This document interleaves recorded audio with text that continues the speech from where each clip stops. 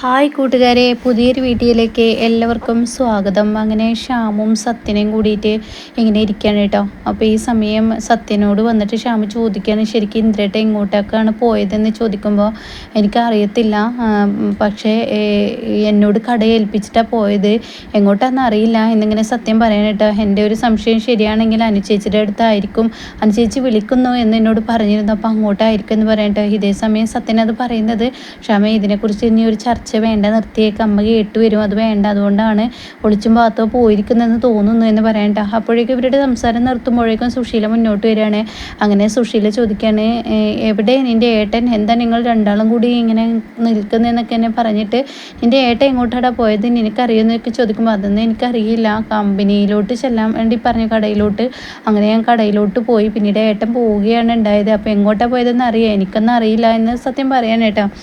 അതേ സമയം സുശീല ഇങ്ങനെ മകനെയും നോക്കി ഇങ്ങനെ പുറത്തോട്ട് നിൽക്കുകയാണ്. ഇവനെന്താ എന്നോട് പറയാതെ ഇവിടെ എങ്ങോട്ടാണ് പോയിരിക്കുന്നത് എന്നറിയാൻ വേണ്ടി സുശീല ഇങ്ങനെ നിൽക്കുമ്പോൾ ഇന്ദ്രൻ കയറി വരുന്നു. അങ്ങനെ ഇന്ദ്രനെ കണ്ടപാട് ഇന്ദ്രൻ ഇങ്ങനെ അമ്മയുടെ മുന്നിൽ എങ്ങനെ നിൽക്കുമെന്ന് അറിയാതെ ഇന്ദ്രൻ അകത്തോട്ട് കയറാൻ നോക്കുമ്പോഴേക്കും സുശീല പറയണം, അവിടെ നിൽക്ക്, നീ ആരോടും പറയാതെ എങ്ങോട്ടാണ് പോയത്, നീ കടയിൽ നല്ല തിരക്കായെന്നൊക്കെ പറഞ്ഞിട്ട് ഇവിടെ നിന്ന് പോയിട്ട് പിന്നീട് നീ ഇങ്ങോട്ടേക്ക് പോയി സത്യനെ കടയിലാക്കിയിട്ട് അത് പിന്നെ എന്ന് പറയുമ്പോൾ, എന്ത് പിന്നെ പറഞ്ഞു വിട്രാ, എന്താണ് അതമ്മ, ഒരു അത്യാവശ്യ കാര്യത്തിന്. എന്താ അത്യാവശ്യ കാര്യം? ഒരു ലോങ് യാത്രയുണ്ടായിരുന്നു.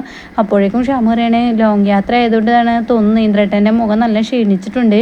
അപ്പോഴേക്കും എനിക്കൊന്ന് കിടക്കണമെന്ന് പറഞ്ഞ് ഇന്ദ്രൻ പോവാൻ നിൽക്കുമ്പോൾ സുശീല പറയാം, അവിടെ നിൽക്കടാ, നീ കിടക്കാൻ വരട്ടെ, ആദ്യം നീ ഇത് പറഞ്ഞിട്ട് പോ എന്ന് പറഞ്ഞിട്ട് വിളിക്കുകയാണ് കേട്ടോ.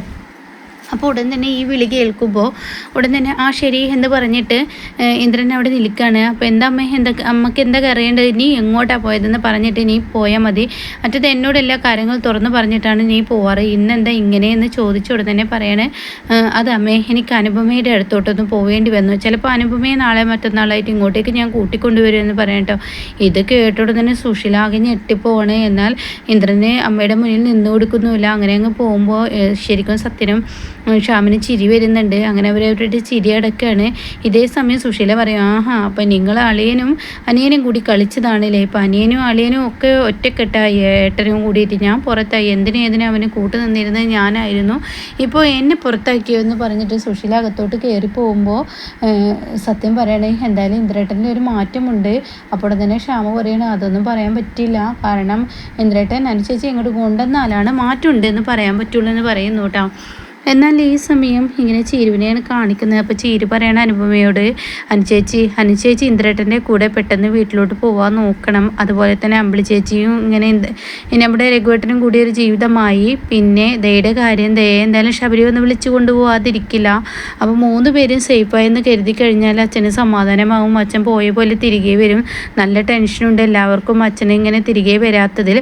അപ്പോൾ ഇത് കേട്ടോടെ തന്നെ അവിടെ അനുപമ ഇങ്ങനെ ആലോചിച്ചിട്ട്, മോളെ നിൻ്റെ കാര്യം എന്നൊക്കെ ഇങ്ങനെ പറയുമ്പോൾ അവിടെ അങ്ങോട്ടേക്ക് മഞ്ചാടി കയറി വരികയായിട്ട്. അപ്പം മഞ്ചാടി, എനിക്കും അച്ഛനെ ഒന്ന് കാണേണ്ട ആവശ്യമുണ്ട്, അച്ഛൻ എന്നാ വരികയാണാവോ എന്നിങ്ങനെ മഞ്ചാടി ചോദിക്കുമ്പോൾ ഉടൻ തന്നെ അച്ഛൻ വരുമായിരിക്കും എന്നിങ്ങനെ പറയുന്ന സമയത്ത്, അല്ല എനിക്ക് നിങ്ങളോടൊക്കെ ഇന്നലെ പറയേണ്ട കാര്യമായിരുന്നു, പക്ഷെ ഇന്നലെ എനിക്ക് പറയാൻ പറ്റിയില്ല, ജീവരാജിന് കോളേജിൽ PGക്ക് നല്ല റാങ്കോട് കൂടി പാസ് ആയിട്ടുണ്ട്, അവനാണ് കോളേജിലെ ടോപ്പർ എന്നൊക്കെ ഇങ്ങനെ പറയണ്ട. അപ്പോൾ അതൊക്കെ കേൾക്കുന്ന ചീരനും ഇഷ്ടപ്പെടുന്നില്ല. ചീര പറയണേ, നീ ജീവരാജിനെ കുറിച്ച് ഇപ്പോൾ എന്താ ഇവിടെ പറയാൻ കാരണം, അതല്ല ഒരു കാര്യമുണ്ട്, ഇന്നലെ എന്നെ പ്രിൻസിപ്പാൾ വിളിച്ചിരുന്നു, അതെന്തിനെ എന്ന് ചോദിക്കുമ്പോൾ അവരെന്നെ വിളിച്ചു, ഈ കോളേജിലെ ടോപ്പറാണ്, യൂണിവേഴ്സിറ്റി ലെവലിൽ റാങ്കുകാരനുമാണ്, അപ്പോൾ അങ്ങനെയൊക്കെ വെച്ച് കഴിഞ്ഞാൽ കോളേജിന് അഭിമാനമുണ്ടാക്കി അവനെന്ന നിലയ്ക്ക് അവനൊരു സ്വീകരണം നടത്തണമെന്ന് ഞങ്ങൾക്കൊരു ആഗ്രഹമുണ്ട്, ഒരാൾ ഇത്രയും കഷ്ടപ്പെട്ട് പഠിച്ചിട്ട് അവർക്കൊന്നും കൊടുക്കാതെ ശരിയല്ലല്ലോ, സംഭവം ജീവരാജ് തെറ്റ് ചെയ്തവൻ തന്നെയാണ്, പക്ഷെ അത് മഞ്ചാടിയുടെ സമ്മതം കിട്ടിയാലേ ഞങ്ങൾക്ക് ചെയ്യാൻ പറ്റുള്ളൂ.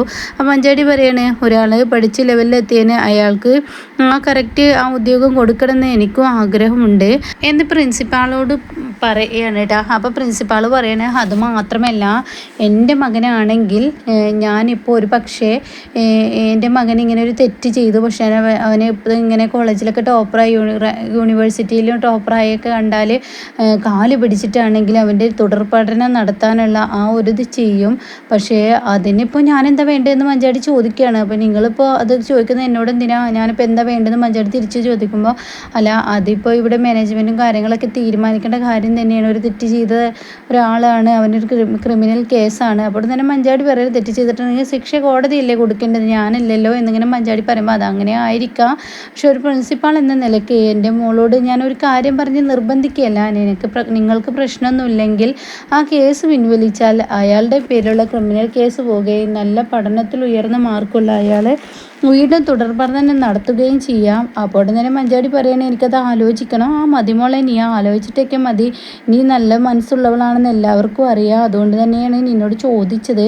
നിനക്കിഷ്ടമാണെങ്കിൽ ഇവിടെ ജീവരാജ് തുടരുമെന്ന് പറയണ കേട്ടോ. എന്നാൽ ഈ സമയം എൻ്റെ അച്ഛനോട് ചോദിക്കട്ടെ എന്ന് പറഞ്ഞ് മഞ്ചാടി ആ കഥകളെല്ലാം ചീരുവിനോടും ഇതുപോലെ അനുപമയോടും വിളമ്പി കൊടുക്കാൻ കേട്ടോ. അപ്പോൾ ഇത് കേൾക്കുന്ന ചീരു പറയണേ, മോളെ നീ എന്തായാലും അച്ഛൻ ഇവിടെ ഇല്ലാഞ്ഞ് നന്നായി. അച്ഛനുണ്ടെങ്കിൽ അച്ഛൻ പറയും ഇത്രയും നല്ല ഒരു പഠിച്ച് റാങ്ക് മേടിച്ചവനായതുകൊണ്ട് അവൻ്റെ തുടർ പഠനം നടത്തിക്കോട്ടെ, അവൻ്റെ പേരിലുള്ള കേസ് നമുക്ക് പിൻവലിക്കാമെന്ന് ഒരുപക്ഷെ അച്ഛൻ പറഞ്ഞേക്കാം.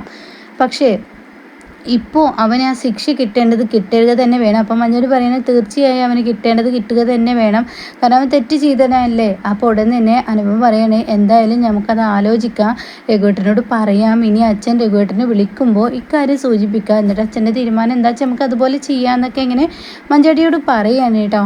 അപ്പോഴാണ് പുറത്ത് വണ്ടി വരുന്ന ശബ്ദം കേൾക്കുന്നത്. അപ്പോൾ ഉടൻ തന്നെ രഘുവേട്ടനാണെന്ന് തോന്നുന്നതെന്ന് പറഞ്ഞ അനുഭവം പുറത്തോട്ട് ഇറങ്ങി വരികയാണ്. അങ്ങനെ രഘു വണ്ടിയിൽ നിന്ന് ഇറങ്ങുകയാണ്. പക്ഷേ മനേൻ്റെ ഉള്ളിലോട്ട് കയറുന്നില്ല. അപ്പോൾ രഘുവേട്ടൻ വരുന്നു എന്ന് അറിയുന്നത് കൊണ്ടാണ് കാത്തിരുന്നത്. അപ്പോൾ രഘു ചോദിക്കുന്നത് നിങ്ങൾക്ക് കിടക്കായിരുന്നില്ല? ഇല്ല, രഘുവേട്ടനെ കാത്തതാണ് ഭക്ഷണം കഴിക്കാൻ എന്നൊക്കെ പറയുമ്പോൾ രഘു പറയണില്ല, ഞാൻ പുറത്ത് നിന്ന് ഭക്ഷണം കഴിച്ചു എന്ന് പറഞ്ഞിട്ട് രഘു അങ്ങ് അവിടെ ആ ഉമ്മറത്ത് തന്നെ അങ്ങ് പായ വിരിച്ച് കിടക്കുകയാണ് കേട്ടോ. ഇതേ സമയം നിങ്ങൾ കിടന്നോളൂ എന്ന് രഘുവും പറയുന്നുണ്ട്. പക്ഷേ രഘു കിടന്നപ്പോൾ രഘുവിൻ്റെ കൺമുന്നിലൂടെ കടന്നു പോകുന്നത് മാഷ് എന്ന ആ ഒരു കന്യാശ്ശേരി മനയിലോട്ട് വന്ന ആ രംഗവും പിന്നീട് മക്കളും മാഷും കൂടി ഒരുമിച്ച് ഉമ്മ വെച്ചും കളിച്ചും ചിരിച്ചും ഒക്കെ ഉള്ള ആ രംഗങ്ങൾ ഇങ്ങനെ ഓർമ്മയിൽ വരികയാണ്.